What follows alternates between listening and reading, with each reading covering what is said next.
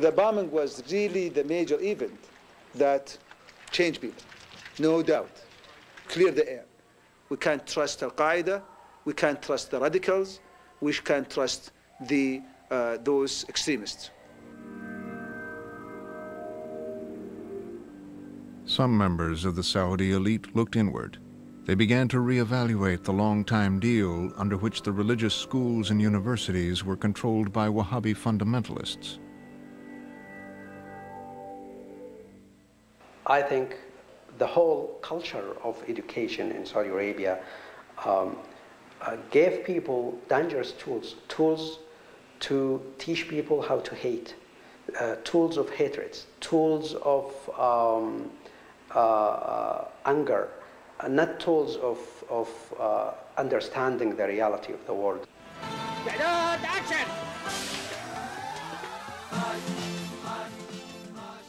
In an unprecedented act of self-examination, Tash Matash, Saudi Arabia's most popular TV comedy show, was allowed to air a bold sketch about extremist teachers instructing students how to hate non-Wahhabis.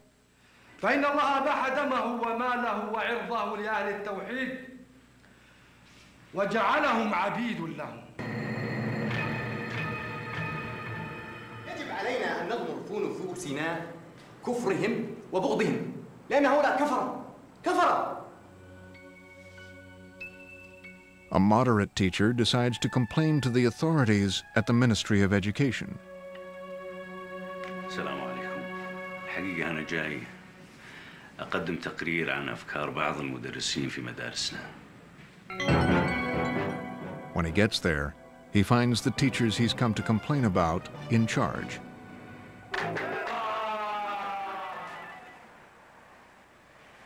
The government has even moved against some of the most radical preachers. At the Ministry of Islamic Affairs, which oversees the country's government-owned mosques, they have begun firing some imams. There was a small group of imams that went too far, and they would not compromise. And that's why they've been dismissed from their duties. The total number of imams and preachers dismissed was about 1,300. Some hold extremist ideas against others, against the interests of the country and of Islamic work. ولا أشك والله لحظة واحدة أن أمريكا في طريقها إلى الزوال ولكن كما قال ابن خلدون. But independent Wahhabi fundamentalists have fought back. A new privately owned Saudi TV channel, Al Majd, is dedicated to propagating their views. أمريكا قد لا تنهار هذا الانهيار، تنزل تدريجيا وأمريكا واقعا الآن تنزل. من برنامجكم. Even on a daytime kids show, the message is often harsh and unambiguous. أبي عادوا فأين هي الوعود وفى ذئب وما وفت اليهود أبي أبلغ ترى الأقصى سلامي وقل ما مات لو قتل الشهيد أبي أخبره عن أشلاء شعب توثب عن محاربه يذود. ما شاء الله تبارك الله والتحية كالمعتاد. Clerics also want to roll back curriculum reform. اسمح لي أن أكون صريحا معك. Allow me to be direct.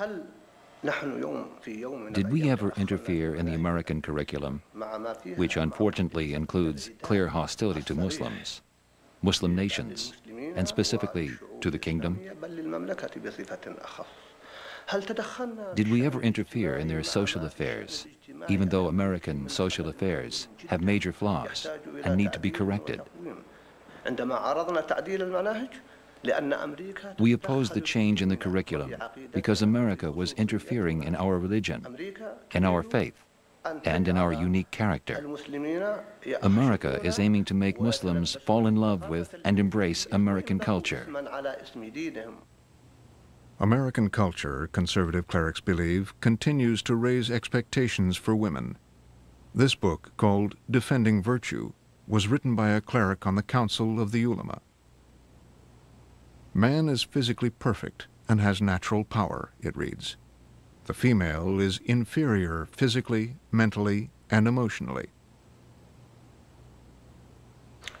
This is a book written by one of the greatest scholars. It was written to protect women. We consider the book in general as wonderful and deep. I just couldn't believe that this is something that has been taught at university. I felt it very humiliating. I was angry at the university as well. Yeah, the university, how could they allow such a book, such a way of competition to be run at the university? What type of university is this? And this is the biggest university in the country. Who are these women?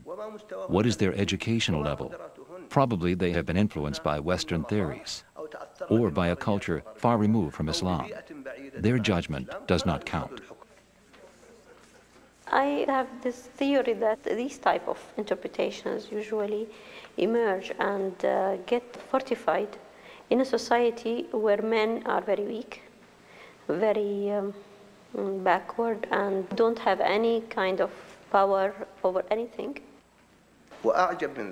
I am surprised that the majority of people discussing the issue of women are non-Muslims from the West. This is not an issue here.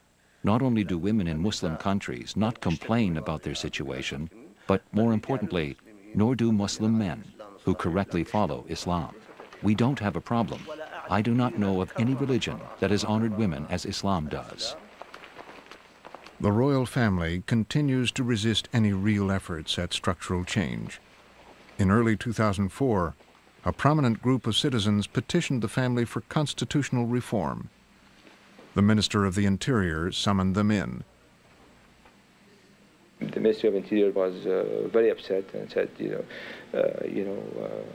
should not have meetings and you should not have congregations, and we are not going to, I think, condone the whole concept of reformation the way you think it should be. We are doing it the way we think it should be done, and it's not really reformation as in fixing things. It's reformation as in natural evolution. There's nothing wrong to be fixed. Shortly afterwards, a dozen reformers were arrested. 3 are still in jail today.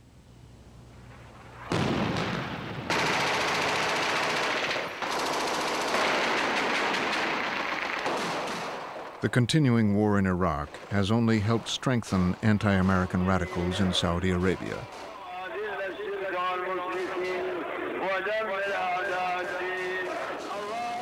During the holy month of Ramadan, as the U.S. advanced into Fallujah, senior Saudi clerics issued renewed calls for jihad against America.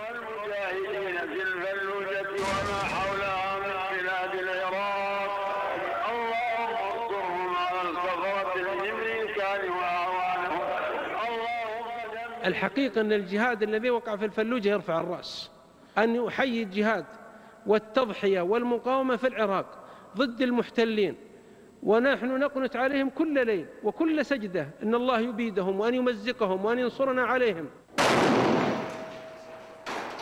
An unknown number of Saudis have traveled to Iraq to join the fight.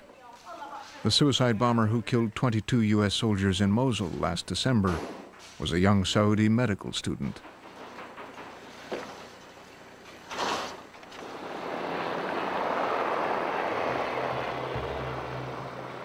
Back inside Saudi Arabia, the chronology of violence is relentless. And for Saudi Arabia, unprecedented. Since the Riyadh bombing in May of 2003, over 100 people have been killed by al-Qaeda in attacks on compounds and oil companies across the country. Westerners remain the prime target.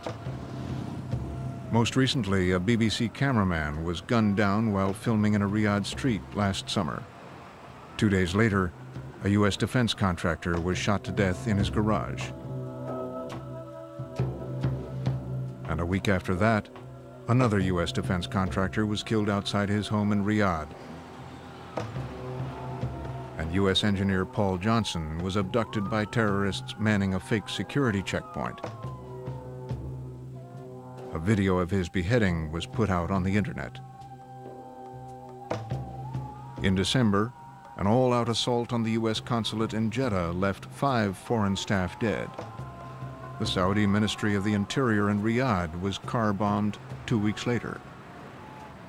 Today, thousands of Americans are pulling out of the kingdom. British Airways has announced it is suspending all its flights into Saudi Arabia. The royal family is facing the most severe challenge in its history, straining its 60-year-old oil for security deal with America. We have enormous disagreements with them, but we have a fundamental common interest in going forward, even though our cultures are diametrically opposed in many ways to each other. And we're learning more about each other, and in many cases, neither side likes what they see. And so we've got to find ways to work on the common interests and to help the Saudis through a period of coming into the 21st century. And they are dealing with this in fits and starts, and it's not always going to be pretty. One of the challenges for America is we're so unpopular over there right now with the people that the more we publicly praise or encourage what goes on, the more that could be the kiss of death. Ultimately, the Saudis believe an oil-dependent America cannot afford Saudi Arabia's demise. The House of Saud believes it will survive. This government has shown versatility and permanence. We have faced many problems. When oil came in the 50s, they said this country cannot survive because the wealth will change the underpinnings of the government. But it's here. In the 60s, when they were calling Nasser the wave of the future, Nasser went away and the government is still here. After the liberation of Kuwait, saying that hundreds of thousands of American troops existing in Saudi Arabia would surely mean the death knell of the Kingdom of Saudi Arabia. It is still here. They are a successful ruling family. They are very, very good at hanging on to power and should not be underrated in their cleverness, in their ruthlessness, and in their sheer ability to hang on.